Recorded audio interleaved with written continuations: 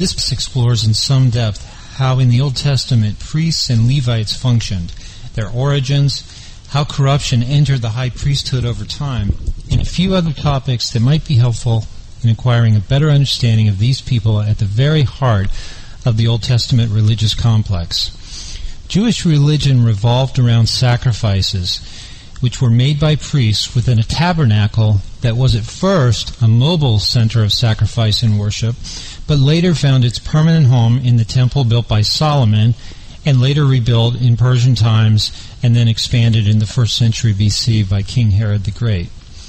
Within this system, priests and Levites played very specific roles and could easily be considered the most important members of the community and were quite often the most faithful and dedicated to fulfilling God's commands.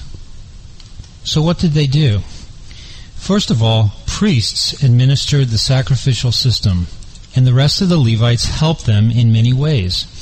During the time of the mobile desert tabernacle, Levites carried the Ark of the Covenant on poles. At some important sacred times, actual priests carried the Ark, but then I haven't yet covered the difference between priests and Levites. There's some overlap.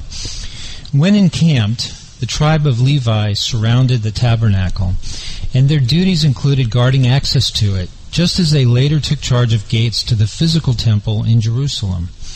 There they oversaw various rooms of the temple, as well as the treasury, collection of money, and making the showbread that resided inside the holy place. They led worship, sang, played musical instruments, and were secretaries and scribes, so over time some became experts in the law. Just about any task that did not fall to a priest was performed by a Levite. It's not right to speak of priests and Levites as if they are two totally distinct groups, because every priest under the Levitical system was also a Levite. All Levites were descended from, of course, Levi, one of the 12 sons of Jacob, the son of Isaac and grandson of Abraham. Levi had 3 sons, and one of them, Kohath, had some pretty famous grandsons named Aaron and, you guessed it, Moses.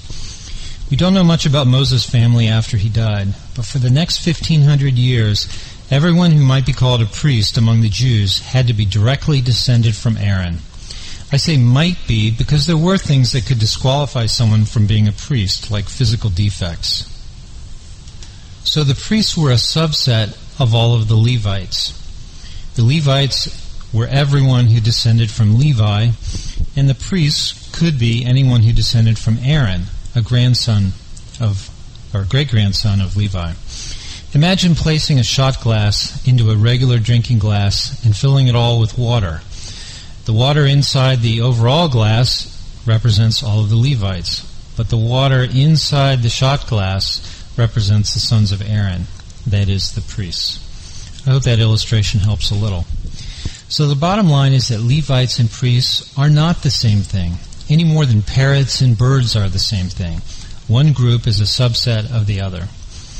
Then you had the high priest.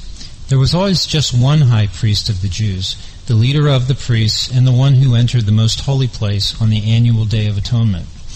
This office passed from father to oldest son, so it was not available to most priests.